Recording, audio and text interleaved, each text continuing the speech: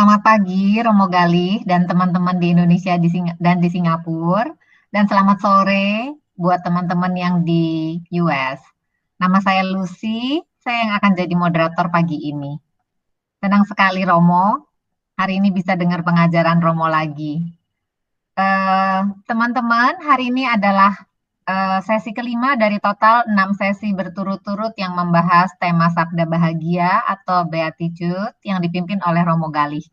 Dan tema hari ini adalah berbahagialah orang yang suci hatinya karena mereka akan melihat Allah.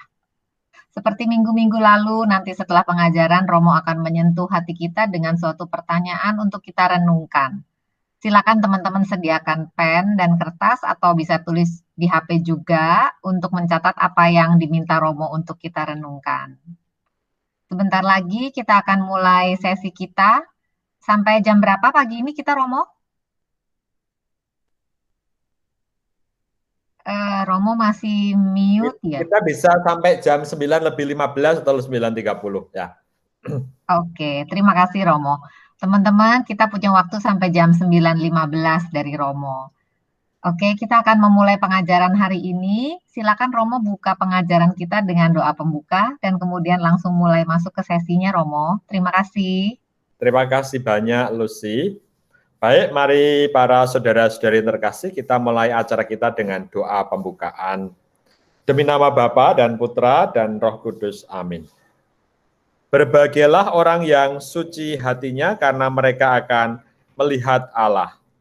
Ya Tuhan, semoga pada pagi hari ini kami bisa belajar untuk memahami bagaimana panggilan menuju kesucian dan kekudusan, terutama di masa pandemi ini, agar kami sungguh-sungguh mampu melihat Engkau yang tetap hadir di dalam hidup ini. Ajarilah kami agar apa yang kami renungkan hari ini sungguh menginspirasi kami untuk mengikuti Engkau menjadi orang-orang yang setia sebagai murid Kristus. Semoga acara ini berjalan dengan lancar tanpa kendala suatu apapun, karena Engkau memberkati acara ini demi Kristus Tuhan dan pengantara kami. Amin. Demi nama Bapa dan Putra dan Roh Kudus. Amin. Terima kasih, selamat pagi waktu Indonesia, selamat siang waktu Singapura dan sekitarnya, selamat petang waktu USA. Senang sekali bisa bertemu dengan Anda lagi setelah seminggu yang lalu saya menemani para frater kami untuk acara pertemuan bersama.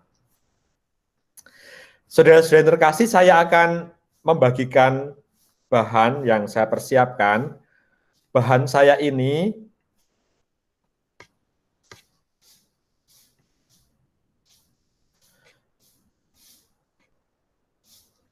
saya persiapkan setelah minggu lalu saya bertemu dengan para frater. Jadi saya itu menemani frater, ada 48 frater, dibagi dalam kelompok-kelompok. Lalu beberapa frater itu cerita, mereka adalah frater-frater yang bertugas di paroki selama 1 tahun.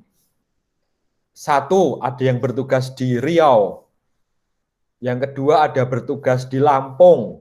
Yang ketiga bertugas di Purwokerto.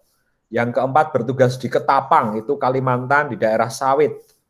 Yang kelima dia bertugas di Timur-Timur, daerah yang sangat terpencil sampai kesulitan kalau pakai internet. Dari para frater itu mereka bercerita bagaimana para frater itu sedih karena mereka itu harusnya bisa mengunjungi umat, tetapi mereka tidak bisa ketemu umat karena pandemi. Lalu mereka bercerita bahwa usaha mereka itu adalah sekarang di paroki-paroki, ya di parish itu, bagaimana membangun kekudusan keluarga.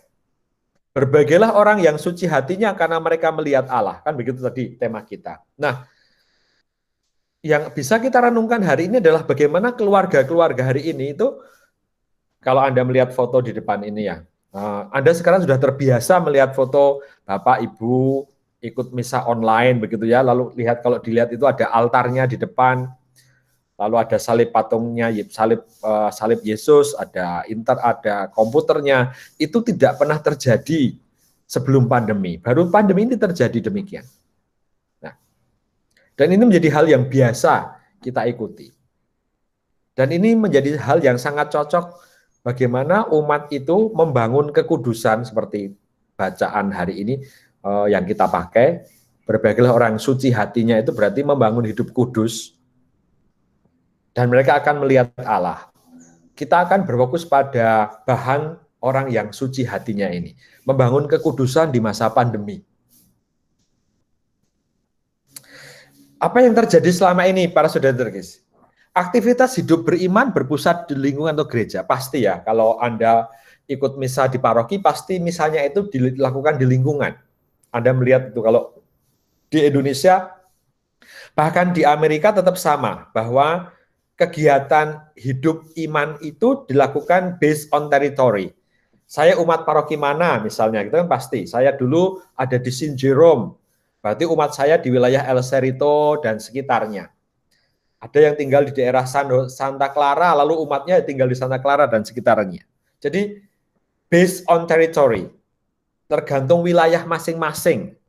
Dan di situ letak aktivitas hidup beriman kita. Gambar sebelah kiri itu gambar pertemuan anak-anak misdinar. Ya. Kegiatan iman itu berbasis wilayah. Tetapi semenjak April 2020 yang lalu, itu sebagian besar kegiatan ini berhenti sungguh-sungguh, tidak diteruskan sama sekali. Lalu anak-anak kehilangan, orang tua pun kehilangan kesempatan untuk misa bersama seperti ini, hilang kesempatannya.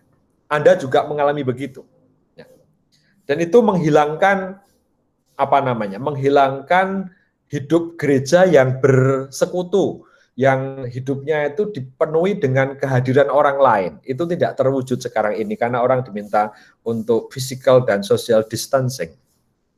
Itu yang hilang dalam hidup gereja. Sekarang ini dialami oleh banyak orang. Nah, ini salah satu misa di lingkungan. Kalau Bapak Ibu lihat, kalau misa lingkungan di Indonesia itu anak-anaknya ikut misa. Bisa lihat anak-anaknya ikut misa karena habis misa pasti ada makan, jadi ibunya itu bisa ngirit, tidak usah masak di rumah kalau malam karena ikut pertemuan lingkungan malamnya dapat makan malam gitu kan. Dan itu terjadi umum di Yogyakarta, sangat umum. Habis misa pasti ada makan malam. Selalu begitu. Dan makannya pasti enak toh kalau di tempat kita. Tidak mungkin keluarganya membuat misa lingkungan ngundang orang makanya nggak enak. Pasti enak. Minimal ada sate ya. Kalau di Jogja ada apa? Kalau yang paling enak gudeg yujum, ada gudeg yujum itu enak sekali. Maka datanglah ke Yogyakarta ini.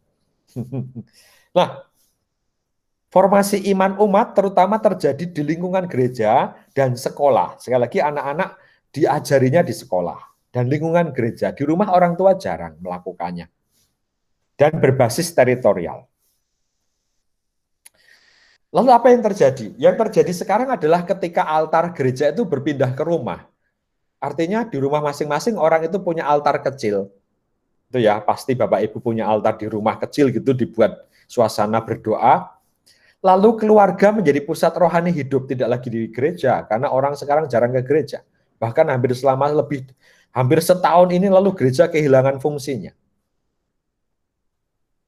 Dan siapkah orang tua menjadi pemimpin spiritual? Nah, Bapak Ibu, orang tua sekarang menjadi pemimpin spiritual keluarga karena biasanya yang menemani prodiakon, yang mengajar guru agama, itu hilang, tidak ada lagi. Lalu orang tualah yang bertugas melakukan itu sekarang ini. Sehingga kita mengatakan ada formasi iman, berubah cara. Tadinya dilakukan oleh prodiakon, romo, frater, suster, mengajar, Bapak Ibu, sekarang dilakukan oleh keluarga masing-masing. Meskipun kita punya cara seperti ini, kita masih bisa mengajar gitu ya, tetapi ini kan terbatas. Sehari-hari lebih dilakukan oleh keluarga di rumah.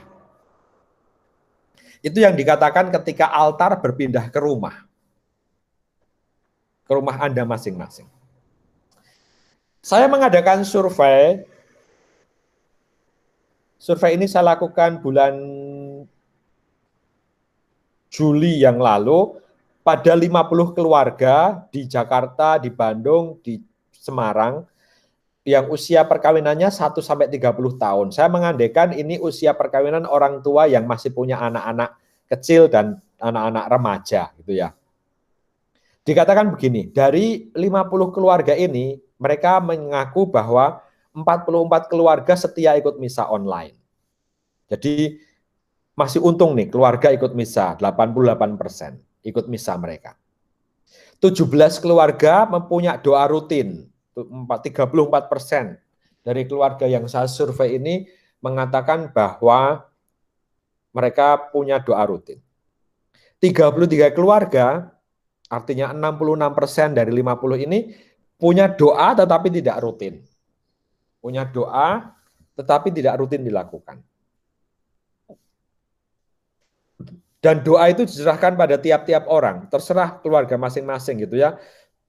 Tidak ada yang memimpin, dikembalikan pada orang tua masing-masing, pada anak, semuanya bebas, terserah doanya kapan. Dan yang menarik adalah yang D. Lebih dari 50% keluarga, pendidikan iman anak diserahkan pada sekolah dan guru. Jadi orang tua itu merasa, kalau saya sudah menyekolahkan di sekolah Katolik, dan kalau anak sudah ikut misdina gitu ya, altar server itu sudah oke gitu ya. Diserahkan pada itu, tanggung jawab saya sudah saya lakukan gitu ya. Nah, pada saat pandemi seperti ini itu hilang, tidak bisa dilakukan lagi. Mungkin nanti Mayo sama Agem perlu nih survei pada umat WKECU. Apakah kegunaan pengajaran online seperti ini gitu perlu dilakukan surveinya. Agar apa? Agar data umat tentang kegiatan online itu punya feedback-nya.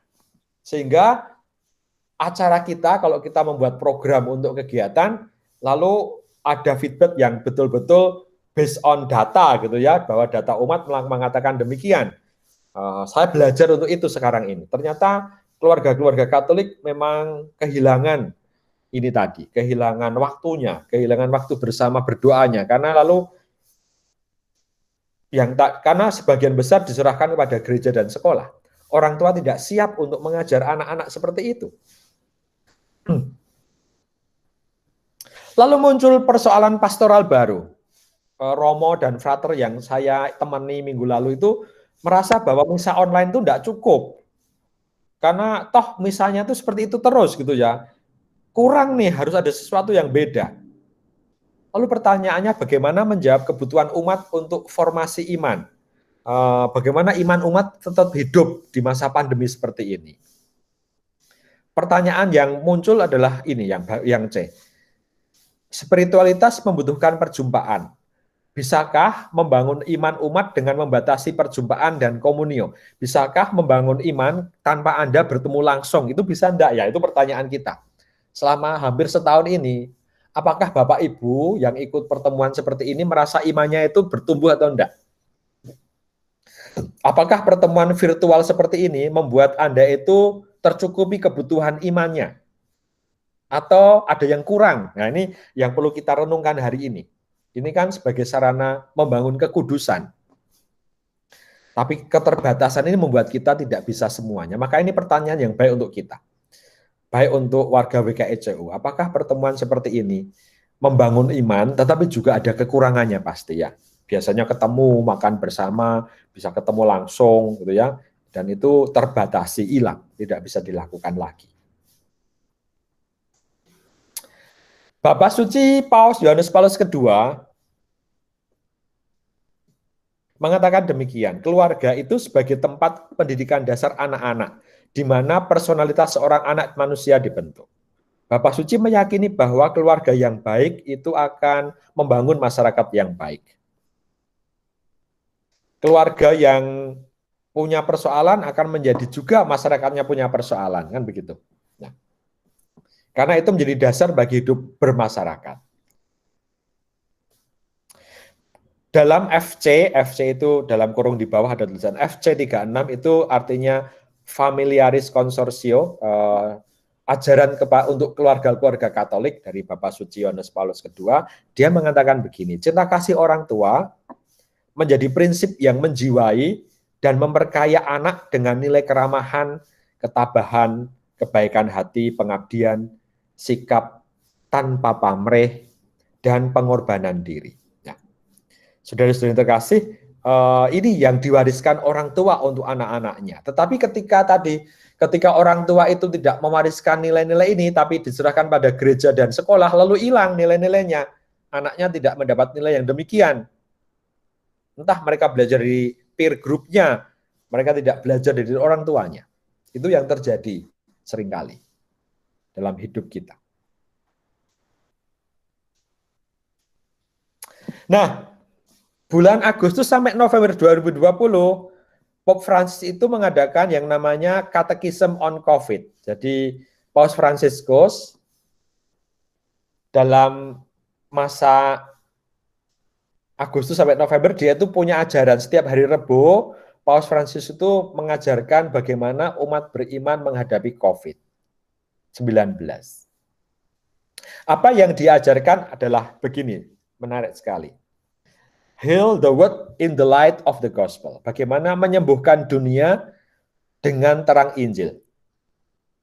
Pertama, pandemi ini bersentuhan dengan kelemahan fisik manusia dan kerapuhan hidup. Pasti bahwa apa yang terjadi dalam hidup kita sekarang ini,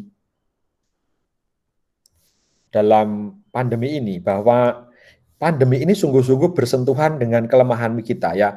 Bapak, kemarin saya dapat cerita seorang umat di Jakarta itu meninggal di taksi karena 6 rumah sakit menolak menerima dia karena rumah sakitnya udah penuh.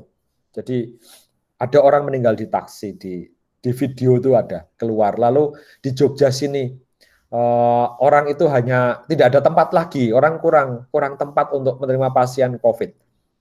Dan orang sungguh-sungguh mencari tempat itu kesulitan untuk di rumah sakit, ditolak-tolak sekarang ini. Rumah sakit menolak-nolak pasien COVID karena tidak ada tempat lagi. Padahal di Indonesia hari-hari ini COVID-nya bertambahnya banyak sekali, 11.000, 12.000 gitu ya. Rumah sakitnya tidak tambah-tambah ruang. Dan itu persoalan yang bersentuhan dengan kelemahan fisik dan kerapuhan hidup kita masing-masing. Sangat kita berhadapan dengan sungguh setiap hari mendengar berita tentang sakit, berita tentang kematian, berita tentang orang yang apalagi hari-hari ini Indonesia sangat dihujam dengan berbagai macam persoalan. Baru saja ada pesawat jatuh, kemudian Gunung Semeru kemarin meletus, gempa bumi di Sulawesi, bencana banjir dan tanah longsor di mana-mana. Setiap bulan Januari selalu terjadi begitu. Sehingga pemerintah kita sedang mengalami hal-hal yang sungguh-sungguh kewalahan menghadapi pandemi, tetapi juga menghadapi persoalan-persoalan bencana alam yang datangnya itu bertubi-tubi, terus-menerus, hampir tiap minggu sekarang ini di Indonesia terjadi bencana yang sama. Dan itu persoalan berhadapan dengan kelemahan fisik manusiawi, kerapuhan hidup kita. Dan semua orang terkena dampaknya, entah itu dampak sosial, dampak ekonomi pasti ya. Dampak psikologis, dampak hidup iman spiritual pasti. Spiritual iman itu maksudnya mulai tanggal 11 Januari sampai 25 Januari ini di Jawa dan di Bali dilakukan pembatasan. Gereja hanya boleh menerima 50%, rumah makan hanya boleh menerima 25%. Mall tutup jam 7 malam dan sebagainya, ya, pembatasan. Orang terkena dampak secara ekonomi, psikologis juga. Dan itu terjadi di mana-mana, di seluruh dunia. Dan kehadiran Yesus Kristus itu menjadi contoh. Kalau dalam Injil, Yesus itu datang untuk menyembuhkan. Tetapi kalau Bapak Ibu ingat, misalnya dia berkata begini, ada orang kusta datang. Dia tidak langsung mengatakan, kustamu sembuh, tetapi dia selalu mengatakan dosamu sudah diampuni, gitu ya. Jadi Yesus yang menyembuhkan itu punya dua fungsi. Dalam bahasa Inggris Anda pasti tahu. Curing itu kan berarti menyembuhkan penyakit, cure, ya, menyembuhkan penyakit. Tapi juga Yesus itu datang untuk healing. Tidak hanya penyakitnya yang disembuhkan, tetapi juga relasinya diperbaiki. Dia menjadi manusia yang sungguh-sungguh hidup lagi. Tidak hanya sakitnya, tetapi keutuhan hidupnya. Dulu orang yang sakit kusta dikeluarkan dari masyarakat. Lalu ketika disembuhkan oleh Yesus, berarti dia dikembalikan, disatukan lagi dengan keluarganya. Itu berarti healing. Tidak hanya cure, tetapi heal. Ya, menyembuhkan psikologinya, menyembuhkan imannya, memberikan pengharapan yang baru. Dan itu yang diharapkan gereja kita semua bisa membantu, tidak hanya curing tapi juga healing, memberikan pengharapan yang baru. Nah, ini katekese Paus Fransiskus tanggal 2 September 2020, tahun lalu. Belum ada 5 bulan. Beliau mengatakan begini, membangun solidaritas saat semua mengalami hal yang sama. Semua orang punya pengalaman yang sama tanpa kecuali. Punya pengalaman yang sama. 2 frater saya di sini itu terkena COVID, 2 frater tinggal di sini, lalu mereka diisolasi. Kasihan sekali mereka harus sendirian gitu ya, diisolasi sendiri, tidak ketemu orang lain. Mereka merasa sendirian, tidak boleh ketemu frater yang lain. Dan mereka merasa, kemarin mereka sharing itu, kami sangat kesepian. Karena sendiri, tidak ada temannya, bergulat, tidak boleh ketemu siapa-siapa selama 14 hari. Untung sekarang mereka sudah baik. Bapak Suci mengatakan, solidarity is more than the act of generosity. It requires justice and equality. Solidaritas itu menuntut tindakan yang adil dan equal, ya, sejajar. Beliau mengkritik adanya namanya Babel Syndrome. Kalau dulu Anda ingat orang membangun menara Babel agar sampai ke surga, lalu menaranya dirobohkan oleh Allah karena mereka punya mereka memiliki bahasa yang beda-beda. Bapak Suci mengatakan, orang kehilangan fokus untuk komunitas dan mencari keselamatan sendiri, dan kehilangan losing the sight of solidarity with the most vulnerable. Ya, Bapak Suci mengkritik banyak orang yang sekarang ini masih saja mereka itu liburan dan kehilangan fokus untuk membantu orang-orang yang sungguh-sungguh berkesusahan yang terjadi. Baik, saudara-saudara kasih, selama 6, saya merasa 6 bulan ke depan, saya merasa ke depan kita itu masih punya COVID, meskipun mungkin Anda sudah dijadwalkan untuk ada vaksin ya, tetapi saya merasa bahaya COVID ini masih akan terjadi sampai setengah tahun ke depan. Rencana-rencana kita liburan Juli, Agustus itu saya kira akan menjadi juga sulit tercapai karena masih ada COVID-nya. Maka pertanyaan untuk Anda sekarang ini, ada 3 pertanyaan saya tawarkan kepada Anda. Kalau Anda ikut misa online, apakah ada manfaatnya, tetapi apakah ada juga kekurangannya? Nah, ini kan membangun kekudusan, lalu gereja menawarkan kita ada misa online, ada seperti ini pengajaran iman online. Apa manfaatnya dan apa pula kekurangannya kalau ada? Semoga nanti bisa menjadi masukan untuk feedback untuk pengurus, tapi juga feedback untuk kita semua. Kalau gereja selama ini melakukan bantuan-bantuan, apakah itu membantu, tapi juga apakah itu ada kurangnya? Bagaimana Anda hidup di rumah menghidupi iman di saat pandemi seperti ini? Bagaimana menghidupi kekudusan di saat pandemi seperti ini? Ya. Lalu yang ketiga, bagaimana mengembangkan solidaritas pada sesama yang paling terdampak COVID? Kalau Anda punya pengalaman, silakan diceritakan saja. Tapi pertanyaan yang lebih mendasar 1 dan 2 ini, agar kita punya semacam refleksi ya, selama hampir 1 tahun kita itu misalnya online terus, apakah tidak bosan ya dengan misa online dan pertemuan online gini? Apakah ada yang kurang, yang hilang dari hidup kita? Dan itu bagaimana kita sekarang ini berusaha mendapatkannya? Baik, ini 3 pertanyaan yang saya tawarkan kepada kita, bisa kita renungkan, dan saya berharap Anda banyak membantu kita untuk menjawab ini, karena memberi bantuan kepada saya, kepada pengurus WKICU, bahkan kepada kita semuanya, bagaimana umat mengalami pandemi, dan bagaimana usaha-usaha yang dilakukan ini sungguh-sungguh bisa membantu, meskipun juga ada kekurangannya, bisa kita sharingkan dalam permenungan bersama nanti ini. Terima kasih, itu bahan yang bisa saya siapkan selama 26 menit pada pagi hari ini. Lalu kita akan berdiskusi, kalau mau berdiskusi, bersharing, bertanya juga boleh, membagikan jawaban atas pertanyaan saya ini akan sangat membantu kita semua. Terima kasih atas waktunya, saya kembalikan kepada moderatornya. Terima kasih Romo Gali. Rasanya pertanyaan yang dilemparkan oleh Romo Gali hari ini tidak terlalu susah ya teman-teman. Sebelum kita masuk ke sesi sharing, saya mau ingatkan dulu kepada teman-teman untuk membantu supaya program pengajaran kita bisa berjalan lancar. Bagi yang mau memberikan love offering bisa melalui cek ke Marcella Raharjo atau melalui elektronik ke Zelle. Silakan dilihat di alamat sebagai berikut. Ya, silakan kalau ada yang perlu difoto. Sebelum kemudian kita nanti akan masuk ke sesi sharing dan tanya jawab. Thank you, Tia. Teman-teman, silakan bagi yang mau sharing untuk memberi masukan kepada Romo Gali, Mayo, pasti berguna sekali buat mereka. Silakan unmute dan share pengalaman selama COVID ini. Langsung unmute aja.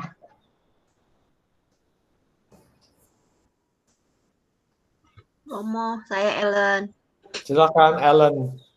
Ya, cuma mau share ya. Online ada bagusnya, ada enggaknya. Bagusnya itu aku bukan shopping loh Romo. Kalau misalkan lagi stres-stres gitu, jadi bisa cari recording, bisa dengerin homili-homili gereja gitu loh.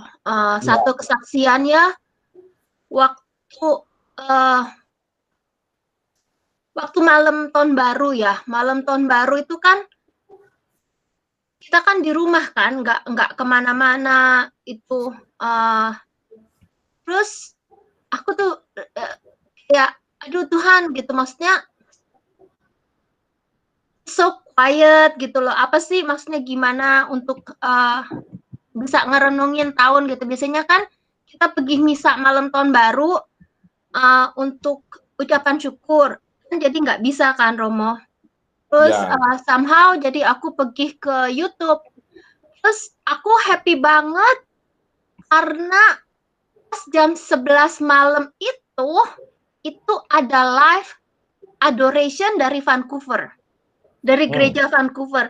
Jadi dia benar-benar streaming live adoration, benediction, terus ada lagu, ada renungan sampai midnight. Aduh, aku tuh happy banget Romo. Jadi itu tuh di situ bener-bener kayak aku merasa ditemenin gitu loh. Nah ya itu yang manfaatnya online gitu loh.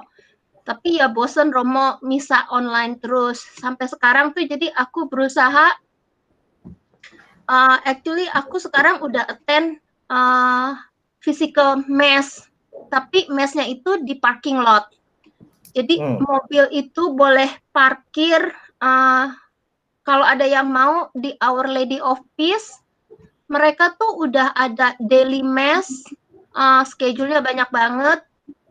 Sunday mass udah banyak banget, tapi semua itu dilakuin di parking lot. Jadi di depan gereja itu kayak ditaruh mimbar, di depan parking lot yang gede itu ditaruh mimbar, terus ada volunteer yang ngatur parkir untuk jarak distance. Jadi sekitar 100 mobil bisa masuk. Jadi setiap 2 jam kalau hari misa minggu tuh mereka ada kayak real mass gitu loh di parking lot. Jadi kita duduk di parking lot di mobil, terus ada suster, ada priest yang distribute hose ke setiap mobil. Jadi kita nyalain lampu hazard kalau kita mau terima hosti. Kalau kita nggak mau terima hosti, lampunya kita matiin. Nanti kalau kita udah terima, lampunya kita matiin gitu. Jadi artinya kita udah nggak perlu didatengin sama suster sama priestnya gitu. Yang itu yang lebih jadi terima host gitu loh Romo, being honest, satu kerinduan yang nggak bisa ditolak gitu loh Mo. Iya, yang nggak bisa digantikan gitu ya. Iya gitu, kayaknya ada kerinduan kalau belum terima gitu Romo, kayaknya ada satu yang missing gitu, yang kayaknya aneh gitu loh Romo. Karena nggak bisa diganti pakai kerupuk. Bener Romo. Walaupun kadang-kadang ya kita mesti sabar terima hostingnya sama suster, soalnya kan parkirnya gede. Kadang-kadang kasihan juga ngelihat susternya segede parkir gitu, mereka harus jalan distribute host ke satu-satu mobil gitu. Ya. Gitu. Ya gitu aja Romo. Kenapa tidak pakai itu kayak di In and Out Burger itu lah, mobilnya antri pesan makanan gitu, mobilnya yang jalan bukan suster yang jalan ya. Enggak bisa. Kan kita parkir terus kita terima host the real mess gitu loh Romo. Oh gitu ya. It is the real mess gitu loh. Jadi kita ngikutin prosesi dari awal sampai akhir. Gitu. Nah, di situ kita belajar sabar loh, Mo. Untuk keluar mobil satu persatu. Sebabnya kan itu satu parking lot 100 kan. Jadi pintu keluarnya satu. Nah, itulah kita diajar untuk passion di situ. Besok kalau saya Romonya, saya akan jadi drive thru aja di situ lah.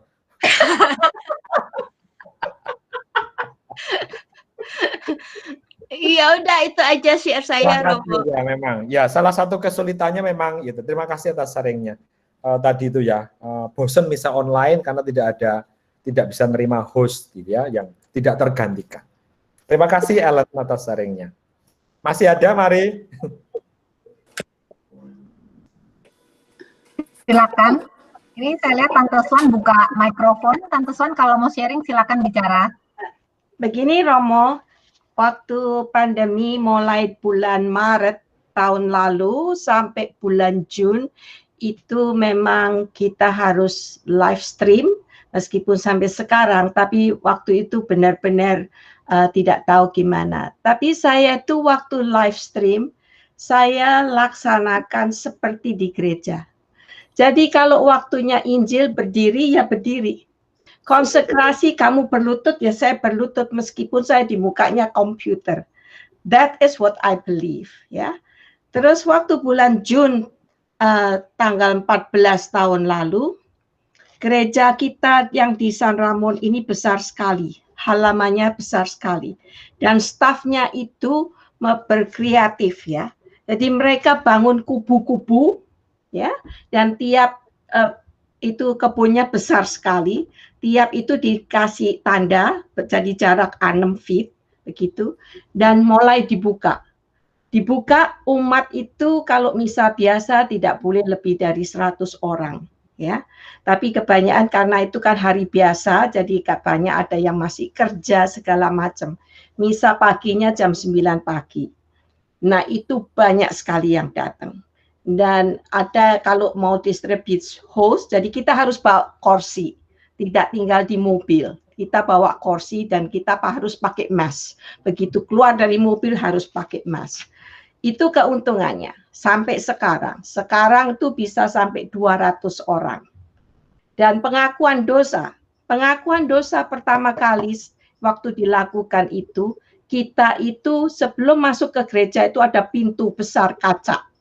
Romonya berada di belakang pintu itu, umatnya di sebelah belakang, di mukanya pintu itu, dikasih tempat duduk. Tapi bisa mendengarkan. Sekarang sudah boleh masuk, tapi dibatasin 10 orang. Itu ada orang yang monitor. Begitu. Jadi ada 2 atau 3 priest di dalam gereja itu. Romo masuk, ada hand sanitizer. Itu semua tempat duduk itu diblok ya, karena cuma boleh 10 orang. Dan gereja itu besar. Begitu. Jadi itu betul-betul puji Tuhan kita bisa begitu. Dan untuk membantu sesama, ya. Itu ada Food for Friends, itu kita dikasih tahu tanggal sekian ada Food for Friends, itu tidak usah keluar daripada mobil, kita belanja, kita buka terangnya, mereka yang ngambil, kita jalan. Bukan main Romo, bukan main umatnya itu. Juga untuk coat, misalnya baju-baju tebal orang yang nggak punya, itu bukan main. Jadi it's fortunate, but yet kita solidarity ya, membantu, saling membantu. Itu aja. Terima kasih Romo. Terima kasih banyak ya. Jadi memang pandemi ini membuat orang kreatif gitu ya. Bagaimana Ya. untuk mengusahakan di antara keterbatasan tetap bisa dilakukan gitu ya. Yang senang kalau Parisnya itu gede ya, punya parking lot gede lah. Kalau Sin Jerome tempat saya itu parking lotnya kecil sekali saupil ya. Ya, itu Romo tergantung dari Romo parokinya dan stafnya juga. Karena yang di Pleasanton itu juga besar, tapi mereka itu pengakuan dosanya di dalam mobil. Jadi itu romonya duduk di parking lot, mobil datang, roll the window dan mengatakan apa dosanya, sudah selesai absolusi keluar. Nah, itu tergantung dari parokinya ya. Ya, jadi masing-masing paroki bisa melakukan kreativitas mungkin ya. Ya, terima kasih. Terima kasih Tante Swan. Silakan kalau yang lain mau sharing. Kalau di Jakarta, Romo Susilo. Silakan Om Susilo. Silakan Pak Susilo. Emang kalau yang kayak Ellen bilang itu, memang kalau online itu tidak bisa menggantikan misa yang sesungguhnya. Kita rindu akan adanya hosti itu. Tetapi di tempat gereja saya itu membangkitkan kita yang dulu kita untuk lebih membaur gitu. Jadi kita pergi ke local church yang dulu kita jarang pergi, sekarang kita jadi mengunjungi. Itu salah satu poin. Jadi kita kenal sama orang-orang yang lain. Dulu kan kita terlalu eksklusif Indonesian community aja. Sekarang kita lebih membaur. Nah, itu plus poinnya. Nah, kalau di tempat saya itu ada kombinasi. Gereja saya di Thomas Canterbury. Jadi ada kombinasi. Ada yang duduk, ada yang di mobil. Nah, kalau yang duduk itu cukup banyak. Bisa sampai bangsa hampir 50, sampai 60. Cuman bangkunya dipisah-pisahkan. Nah, untuk memisahkan bangku itu nggak bisa satu. Itu kita, romonya itu, administrasi sudah ada list. Keluarga Susilo misalnya, terdiri dari 5 orang. Jadi bangku disediain 5. Jadi semuanya sudah registered mostly gitu. Yang 30 yang datang belakang, yang datang secara sukarela. Kalau jadi dia sangat memperhatikan dia punya umatnya. Nah, jadi dia bangku ada yang dijajarin 4, itu untuk satu keluarga. Kalau yang keluarga besar 5, ada yang 2, ada yang 3, ada yang 1. Jadi seolah-olah sudah tahu gitu. Itu kalau yang buat duduk. Nah, di belakang itu disediain tumpukan bangku. Orang kalau yang datang sendiri ambil bangku sendiri. Kalau yang pasangan ambil 2, begitu. Tapi mostly 60% dia udah tahu kombinasi. Dia punya umat-umatnya. Nah, gitu Romo. Jadi dia di samping itu di belakang ada mobil. Ya, yang kayak Ellen bilang tuh nanti ngalahin Hazard dan sebagainya. Gitu Romo. Terima kasih banyak Om. Ini ide-ide kreatif dari gereja ya. Ada yang menarik ini. Ada registrasinya, ada yang duduk ya pakai mobil, jadi membantu sungguh. Tapi juga ini menarik. Biasanya kita umat Indonesia itu eksklusif kalau misalnya misa Indonesia, gitu ya. Tapi ketika pandemi ini lalu Anda bergabung dengan jemaat lokal, ini menarik sekali. Bahwa mau tidak mau umat Katolik Indonesia perlu bergabung dengan komunitas lokal juga dalam suasana seperti ini. Mau tidak mau karena komunitas Indonesianya tidak punya misa. Oh ya Romo, ini tambahin Romo. Ya. Itu bagusnya si Romo yang di depannya itu, dia pada waktu dia speech gitu ya, itu dia sedikit itu menceritakan mengenai apa yang dia harus bacakan. Jadi dia punya apa yang namanya speech-nya. Nah, mostly of the time itu dia berikan tanya jawab kepada orang yang ada, kepada hadirin, terutama untuk anak-anak muda, anak kecil. Dan untungnya ini Romo saya ya, dia punya banyak gift card, segepok. Nah, kalau dia kalau setelah speech itu dia tanya kayak tadi pagi, bagaimana kamu rasakan, bagaimana kamu mengetahui bahwa Tuhan itu ada?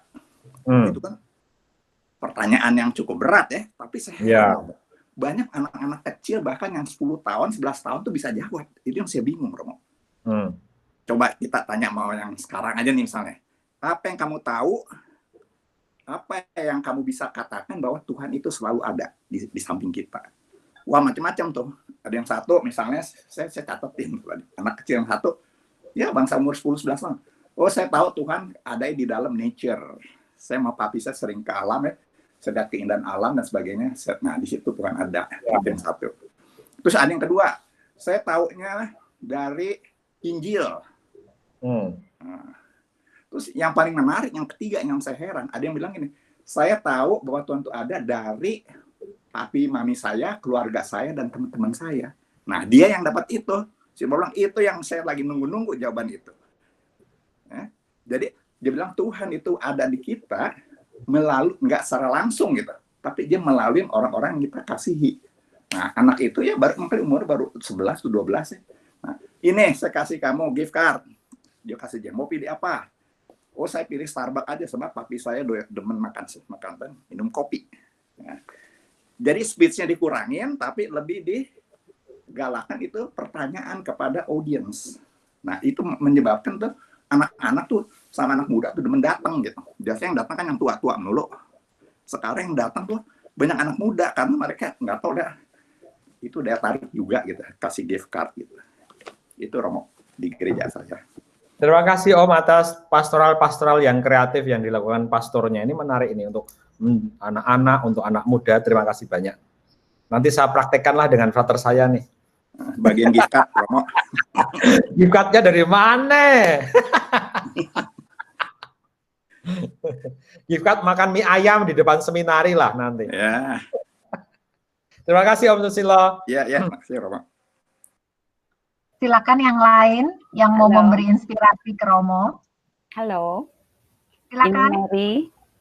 Ya ampun, Mary, lama sekali nggak ketemu. Hai Romo, iya udah lama ya Mo. Sama kayak yang lain, misa online sebenarnya bagus banget. Paling nggak kita bisa dengar firman Tuhan.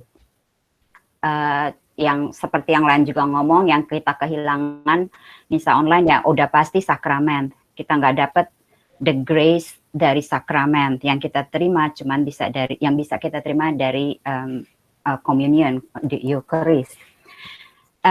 Tapi untuk yang umat Wekicu yang attend misa online, mungkin bisa cari di paroki lokal. Kadang-kadang ada paroki yang offer drive up communion. Nah, jadi the part of liturgy of the word-nya kita bisa dapat dari online. Juga konsekrasinya, doa-doanya itu bisa didapat dari online. Tapi sakramennya itu sendiri, tubuh Kristusnya sendiri itu bisa didapat dari drive up communion yang biasanya di schedule out of misa, jam-jam misa gitu loh. Kalau di sini tuh di Holy Family Tante Maria tahu tuh. Mereka ada tiap hari Sunday jam 4. Mereka ada drive up communion. Juga itu untuk komuni, untuk sakramen pengakuan dosa juga mereka ada di lapangan parkirnya. Seperti yang tadi Tante Swan describe, cuman priestnya cuma nunggu di lapangan parkir dan mobilnya bakalan stop di depan pastornya dan di roll down the window. Kalau di Saint Justin mereka harus bikin appointment untuk sakramen confession. Ya umumnya yang banyak yang kita paling kehilangan kan 2 sakramen ini kan, dari dengan adanya semuanya serba online. Jadi ya itu usulnya saya. Terus itu untuk solidaritas yang tadi seperti Tante Swan ngomong juga itu bagus banget ya. Mungkin juga kalau kita memang berniat untuk menunjukkan solidaritas ke orang-orang ya bisa juga kan cek ke paroki lokal dan pada saat mereka terima donasi. Nah itu untuk kegiatan sosial. Untuk yang kegiatan tadi kan pertanyaan Romo, bagaimana menghidupi iman di saat pandemi? Yang sudah pasti kayaknya doa ya yang harus kita lakukan dengan lebih disiplin. Karena kan ya sebagai orang Kristen kita tahu bahwa doa itu sumber kekuatan. Dan doa itu sendiri sebenarnya panggilan Tuhan. Jadi kalau kita berdoa, itu sudah otomatis kita mempunyai desire untuk bertemu dengan Tuhan. Itu yang paling utama kalau menurut saya. Dan selebihnya itu ya be positif, supaya mungkin jangan terlalu banyak baca-baca berita yang bikin down begitu. Baca-baca yang menarik gitu, yang menyenangkan gitu ya. Iya, yang bisa bikin pikiran jadi positif. Itulah itu kalau mau share sama orang juga jangan cerita jangan berita yang susah-susah gitu loh, yang berat-berat. Terutama untuk di-share ke orang-orang yang probably yang udah senior, yang memang udah harus di lockdown di rumah. Jadi ya kalau mau share something, share yang positif, yang inspiratif gitu loh. Ya udah itu aja sih. Thank you ya Romo. Saya ini baru dapat linknya. Lama sekali, gimana? Baik, Mo. Ada salam dari Monik loh. Salam balik ya. Saya di sini sih udah aktif, Mo, karena Saint Justin udah buka. Bisa misa harian. Cuman saya nggak bisa ikut misa hariannya karena kerja. Tapi paling nggak Sabtu sama Minggu misa udah rutin saya bisa ikutin. Puji Tuhan tuh sih. Malah saya bisa ngelektor kalau hari Sabtu. Ya jadi pelayanannya masih bisa disalurkan gitu loh. Syukurlah kalau masih punya waktu untuk pelayanan di gereja. Oh iya, iyalah Mo. Senang saya. Karena kamu kehilangan WKICU ya. Kehilangan WKICU, kehilangan itunya, bercandanya. Habis nggak pernah ketemu. Baik, terima kasih. Oke, thank you Mo. Mari sama-sama. Siapa tadi lagi? Mary, Lucy bagaimana di Jakarta ya, Lus? Kalau di Jakarta, Romo, kita sebelum hari Minggu, kita boleh daftar untuk pada saat hari Minggu kita mengambil hosti. Jadi nanti dikasih jadwal untuk mengambil hosti di gereja. Kemudian kita jadi misa online di rumah, tapi kita bisa menyantap hosti yang udah diberkati, Mo. Jadi kita ke gereja gitu? Ke gereja kan dibatasi, hanya 20% umat dari total capacity gereja. Tetapi kan umat di Jakarta kan banyak sekali, jadi buat yang nggak dapat giliran ke gereja, kita boleh register untuk minta ambil hosti, bawa pulang. Ada prosedurnya ya, harus ada tempat yang fiksis, yang layak, seperti itu. Terus kemudian kita misa sama-sama di rumah, bareng-bareng satu keluarga, tapi kemudian pas lagi penerimaan hosti, kita jadi benar-benar bisa menyantap hostinya, Mo. Oh gitu. Terus Jakarta bikin seperti itu. Di sana enggak ya, Mo? Kalau di tempat kami, prodiakonnya yang ke lingkungan-lingkungan. Jadi minggu lalu, saya itu punya teman, membantu teman misa, itu mereka punya 78 prodiakon. Mereka pergi ke lingkungan-lingkungan. Bersama-sama, hebat sekali 78 orang itu. Mereka naik sepeda motor, ngirim hosti ke lingkungan-lingkungan. Jadi sebagian besar begitu. Karena dekat-dekat sih ya, tidak jauh, sehingga dekat-dekat. Tapi ya banyak sekali yang volunteer, ada sekitar 80 orang volunteer tiap minggu.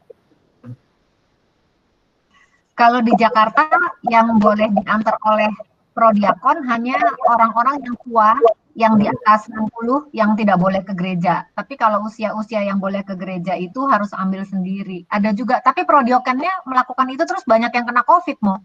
Oh, ya. Silakan yang lain yang mau sharing, silakan langsung unmute. Romo pasti senang sekali kalau masih banyak tambahan inspirasi. Halo Romo, Marta dari.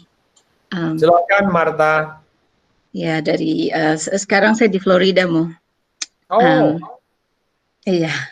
Ya, cuman mau share aja sedikit dan juga mungkin bisa dipakai sebagai input gitu.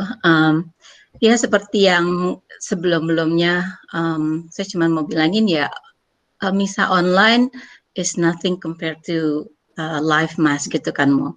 Terus kerinduannya tuh lain gitu kan. Terus jadi saya mengalami dua-duanya basically dari waktu normal, terus gitu waktu kita shelter in place, terus misalnya online, so lumayan berapa bulan ya. Terus waktu saya pindah ke sini, puji Tuhan di sini pas minggu itu tuh buka gitu mau gereja semua. Itu pas hari Pantekosta. Jadi akhir Mei awal Juni kalau nggak salah ya. Terus saya senang sekali gitu mau. Tapi ya mungkin karena agak lain ya kan kalau di sini kan di East Coast tuh gereja tuh benar-benar masih tradisional, terus yang konservatif dalam arti kata kayak kita waktu masih kecil gitu, orang yang ke gereja tuh rapih-rapih mau. Walaupun di Florida panas, terus tetap maksudnya yang laki tuh at least pakai shirt kayak polo shirt gitu, terus tetap pakai celana panjang. Saya pertama kali kan waktu itu baru pulang dari mana gitu, terus kan panas ya sejak datang dulu sampai baru belakangan ini nggak pernah pakai celana panjang gitu, pakai short terus gitu kan. Kalau di California kan santai ya biasanya. Jadi waktu pertama kali tuh datang pakai short sampai jadi nengok sana sini jadi nggak enak sendiri. Akhirnya sejak itu ya pakai rok gitu ya, pakai dress. Itu dibuka, gereja tuh udah mulai dibuka dan jadi hybrid gitu mau. Mula-mula pertama kalinya the first month itu jadwalnya berubah. Jadi kalau misalnya biasanya pagi berapa misa gitu biasa jam 8 sampai setengah 10 sekali. Ini cuma sedikit karena waktunya dipakai untuk bersihin sanitizer sudah misa. Jadi misanya tuh jaraknya 2 jam instead of 1,5 jam gitu kan. Terus udah gitu itu caranya it's safe, very safe actually. Jadi misalnya itu pastornya romonya tetap yang kan di depan tetap pakai mask kalau kasih komuni. Terus komuninya pakai tong, pakai itu yang jepitan itu. Terus udah gitu mereka semua petugas pakai sarung tangan putih.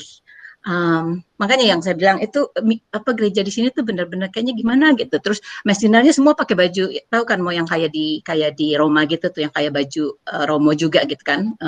Terus gitu semua pada pakai sarung tangan putih. Ushernya semua pakai seragam jacket gitu. Terus kebetulan mungkin yang gereja yang saya pergi ya, Saint Thomas More. Terus gitu pew-nya itu jadi gereja dibuka, misa live-nya ada dengan protokol kesehatan. Pew-nya itu setiap every other pew. Jadi satu baris kosong, satu baris ada, satu baris kosong, satu baris ada. Nah terus dalam satu barisnya itu yang di tengah kan biasanya lebih lebar ya Mo ya. Itu ujung kiri, ujung kanan sama di tengah. Jadi ya mungkin malah lebih dari 6 feet kali ya. Terus yang di pinggir-pinggir, yang di sayap gitu, cuma kiri dan kanannya di setiap ujung-ujungnya doang. Ya kalau mereka sekeluarga ya oke gitu loh. Jadi berapa orang tuh nggak apa-apa. Terus masuk selalu harus pakai mask. Jadi nggak boleh dibuka sama sekali. Dibuka kalau komuni. Jadi kalau komuni jalan ke depan pakai mask. Terus waktu ambil juga masih pakai mask. Terus waktu dia masukin ke mulut ya, itu harus pakai tangan juga, nggak boleh ada yang minta di lidah gitu, nggak boleh.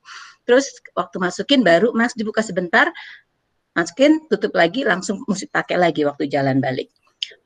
Itu yang live mask-nya. Terus kemudian juga ada 3 macam yang live mask-nya, terus belakangan ya occurrence-nya itu ditambah kayak normal. Sekarang sih udah totally normal. Cuman yang masih ada tetap misa live mass. Terus udah gitu kalau yang di tempat saya ini kan ada yang terakhir tuh 12.30 yang siang hari Minggu. Yang 12.30 itu telecast. Jadi orang bisa ngikutin misa, kemudian jam 2-nya itu drive-thru communion. Jadi drive-thru communion-nya di depan gereja kan selalu ada kayak itu kan kayak tempat masuk gitu kan gereja ya. Itu set up kebetulan di sini nggak perlu naik tangga. Jadi set up kayak meja, terus kayak altar gitu. Jadi hostinya tuh udah diberkati waktu di dalam misa. Jadi untuk mereka yang belum ready atau don't feel safe untuk datang ke live mass, mereka bisa mengikuti telecast-nya yang jam 12.30, terus ikut drive-thru-nya, ambil komuninya jam 2, mulainya jam 2 sampai jam 3 itu drive-thru communion kayak yang Mary bilang di Holy Family di sana juga udah drive-thru. Jadi bukan yang kayak Ellen bilang Romonya dan yang lain jalan-jalan di parking lot gitu, kasihan gitu kan. Terus drive-thru communion juga ada, kadang-kadang ada orang kan meminta pemberkatan. Terus jadi mereka cuma roll down the window. Romonya pakai mask, tetap pakai tong juga gitu dicapit gitu kan. Jadi nggak hand gitu, nggak pakai tangan. Walaupun mereka pakai sarung tangan. Terus kemudian yang sore itu diganti online mass. Jadi hari Minggu tuh yang jam 5:30 nggak ada yang 5:30. Sekarang ada misa tapi online mass. Jadi online mass-nya itu totally ya kayak biasa lah, kayak yang di sana sini. Ya jadi cuman mau sharing gitu. Mungkin kalau di California atau di sini kan ada peraturan dari diocese-nya sendiri. It's probably difficult gitu kan. Tapi misalnya untuk Romo kalau mau misalnya coba di sana ya bisa juga. Saya sebenarnya ada foto sih, nggak tahu kalau bisa di-share atau enggak. Let's see if I can. Nggak bisa kayaknya. Terus udah gitu.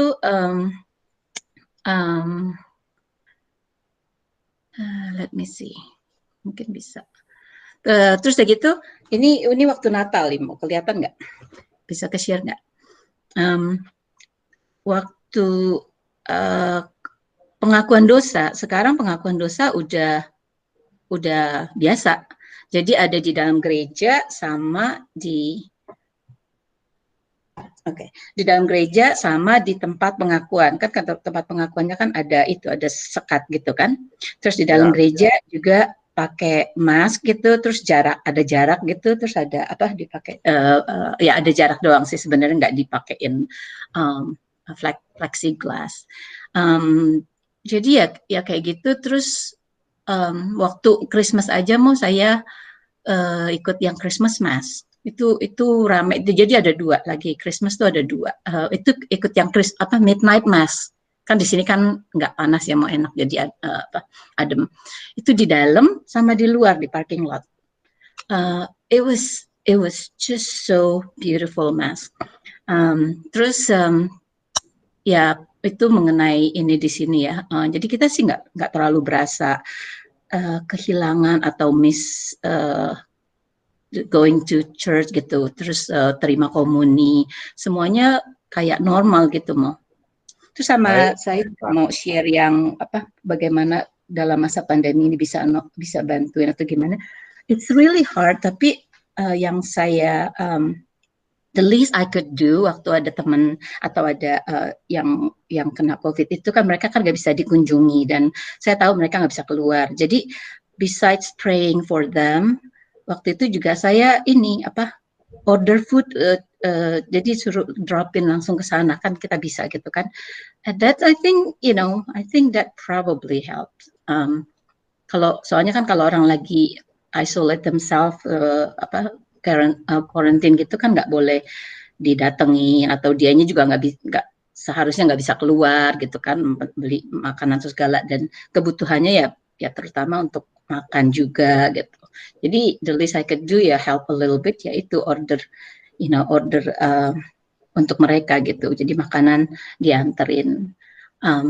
Ya seperti itu. Sedangkan kalau yang lain waktu Christmas gitu, Thanksgiving Christmas di sini terus terang kita nggak berasa terlalu berubah. Soalnya yang kayak kan biasa kan gereja kan ada tuh pohon Christmas tree yang ada yang pik gitu kan untuk anak-anak gitu kan. Terus kita tetap juga, jadi mereka tetap kita bisa kasih donation, pick one name, terus gitu kita beliin gift, tetap biasa lah, berasa kayak normal. Cuman bedanya yaitu ya Marta, terima kasih.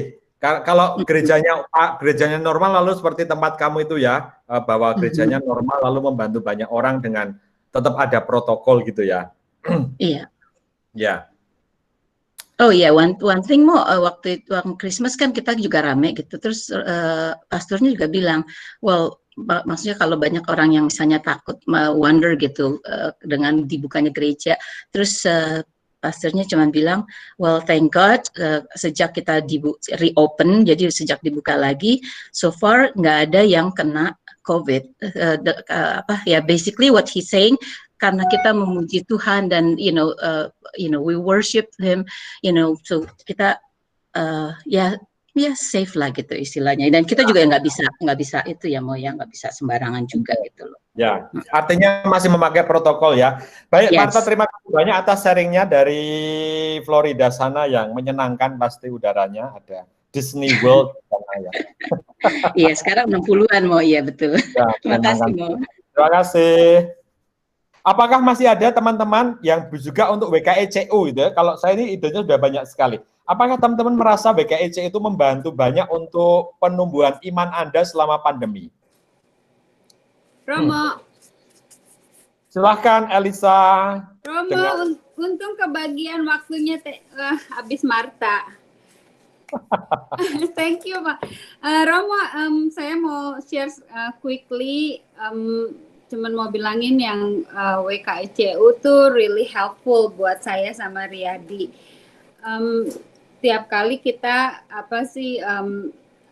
make the time buat untuk attend karena membantu sekali untuk pertumbuhan spiritual kita ya berdua gitu. Misalnya abis dengerin Romo, Romo Henry, Romo yang lain, kita tuh discuss it dengan jalan pagi gitu. Kalau saya lagi ngomong sama Riyadi, kalau nggak ada COVID, mungkin kita sibuk sama yang lain. Mungkin Riyadi lagi travel, lagi apa. Tapi dengan adanya online begini WKECU, saya appreciate banget. Saya juga udah bilang sama Mayu, Ma Agem, we really appreciate it. Karena saya berasa tuh kalau COVID begini ya mau kayak in a way kayak fasting ya. Kayak fasting. Jadi kita lebih fokus sama Tuhan. Saya berasanya begitu. Saya selalu ngomong kalau nggak ada begini, semua orang kita mikir mau ini mau itu di dunia ini. Tapi sekarang kita kayak in a way kayak dipaksa di dalam rumah untuk fokus sama family, sama kita act on apa yang kita sudah pelajari yang tentang Bible study, tentang dari Romo-Romo. Ayo kita praktis di dalam rumah. Paling susah kan sama family. Paling susah kan sama suami, sama anak, sama mertua. Itu susah, Romo. It's always challenge. Karena kalau kita di luar, kita is so easy buat nice to other people karena it's very short. Tapi kalau di dalam rumah dengan suami, dengan anak, dengan mertua, itu kan lama ya. Ketemu tiap hari gitu ya. Ketemu tiap hari dan mesti dipraktis every day. Ya. Jadi saya mau tiap kali bilang appreciate bener sama WKECU, dengan ada online program ini dengan Romo-Romo juga saya really appreciate. Terus Romo tadi tanya manfaatnya misa online. Elisa yang dulu sama Elisa yang sekarang lebih improve sedikit Mo. Apa improve-nya? Improve-nya gini Mo. Karena ya bukannya saya mau sombong apa gimana, saya melatih diri sendiri. Oke, jam 7 pagi bangun, ada misa online di local church. Itu kamu kayak challenge yourself, bangun pagi jam 7 the same time, do the misa online. Itu kan ngapain kamu misa online untuk bertemu dengan Tuhan kan, dengan berbincang dengan Tuhan, dengan Eucharist. Of course saya miss hosti ya gitu, tapi karena God's grace ya Romo, di local church kita tuh kita ada outdoor mass. Jadi saya tuh ketemu Tony, ketemu Rina, mereka tuh punya space yang besar. Jadi mereka sediain bangku, jadi kita datang ambil bangku, duduk gitu ya, social distance, ada space-nya, dan ketemu. Terus after misa usually kita tuh ketemu tiap minggu. Sometimes kita nggak ada distance-nya karena udah kangen kali ya. Jadi itu tuh tiap hari minggu kita begitu. Jadi mungkin kita nggak miss sampai segimana seperti orang lain yang nggak bisa ketemu temen gitu mau. Terus yang nomor 2, gimana Romo nanyain menghidupi iman saat pandemik? Ya gitu ya Mo, yang saya bilang melatih diri sendiri. Jadi saya put the time yang sama untuk misa. Oke, jam 7 bangun, sometimes jam 4, jam 5 kebangunan karena ada kekhawatiran. Kenapa situasi begini, kenapa keadaan begini, itu kayak setan mengganggu saya. Tapi sometimes saya dengar YouTube yang spiritual kayak dari Romo lain, apa Father Mike, apa yang lain gitu. Dan saya balik tidur, bangun jam 7 lagi, oke, misa ketemu Tuhan, dan saya coba memberi Tuhan apa yang kekhawatiran saya. Jadi so far I'm okay. Jadi nggak ketakutan, nggak gimana ya Romo, jadi lebih fokus sama Tuhan. Menurut saya tuh pandemik ada bagusnya begitu, otaknya nggak kemana-mana, nggak mau begini, jadi really fokus. Terus cara saya mengembangkan solidaritas pada sesama tuh kadang saya pagi-pagi berdoa dan saya ngomong sama Tuhan, dan sometimes Tuhan bilang, oke, what can you do gitu ya. Romo suka ditanya, oke, sometimes saya nggak bisa do a lot gitu. Jadi saya mikirin orang-orang yang perlu saya teks. Kadang orang-orang tua orang-orang yang tua yang saya kenal, saya tanya, apa kabar tante baik-baik, kayak gitu tuh mereka udah senang. Dan kalau saya ada extra time, saya ya bagi-bagi makanan yang saya masak, atau teman saya yang sakit gitu ya, yang kena stroke apa, I make time buat text him. Jadinya jadi maksudnya mereka juga tahu kita perhatiin mereka gitu, nggak cuman mikirin diri sendiri harus gimana begitu gitu Romo. Terima kasih Elisa. Saya senang Elisa karena setelah saya tinggal kamu jadi baik gitu ya. Gara-gara Romo saya nggak baik ya Mo. Hopefully Romo kesini lagi ya Mo. Lah, nanti kalau saya ke situ malah kamu nggak baik-baik. Enggak, saya masakin. Kamu tetap masakin saya, kamu tetap ya mari, kamu tetap masakin saya lalu dikirim pakai GrabFood gitu ya. Gitu ya. Janji Mo. Makasih Mo buat malam. Terima kasih Elisa Riyadi, selamat mendengarkan beraktivitas. Terima kasih buat semua teman-teman yang sudah sharing. Saya rasa waktu yang tadi Romo Galih sebutkan udah habis, sehingga kita harus akhiri dulu acara hari ini. Aduh, saya tadi lupa ya minta supaya teman-teman yang sharing untuk buka videonya karena Romo Galih kangen pengen lihat. Maaf deh Romo. Thank you buat Ellen, Tante Swan, Pak Susilo, Mary, Marta, dan Elisa yang sharing hari ini.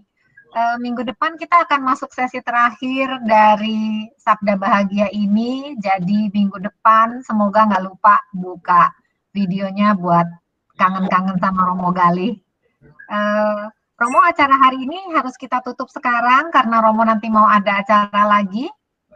Silakan Romo kalau mau ada wrap up closing buat kita semua sebelum minta doa. Terima kasih Lucy atas acaranya memoderatori. Saya sangat senang karena Anda semuanya bisa menyaringkan bahwa di masa pandemi hidup iman itu tetap tumbuh gitu ya. Tidak boleh tidak, tapi untungnya paroki-paroki, the parish local church help you a lot ya to develop your faith gitu ya, hope and love. Dan itu sangat saya senang, punya banyak inspirasi. Terlebih juga secara pribadi perlu ditumbuhkan. Jangan sampai karena alasan pandemi ini lalu imannya tidak bertumbuh. Itu malah yang oleh Bapak Sudi katakan jangan sampai bahwa di masa pandemi ini malah menjadi ujian kita untuk semakin hidup beriman. Dan saya merasa umat WKICU diberi kesempatan banyak dengan acara-acara seperti ini untuk bertumbuh dalam imannya.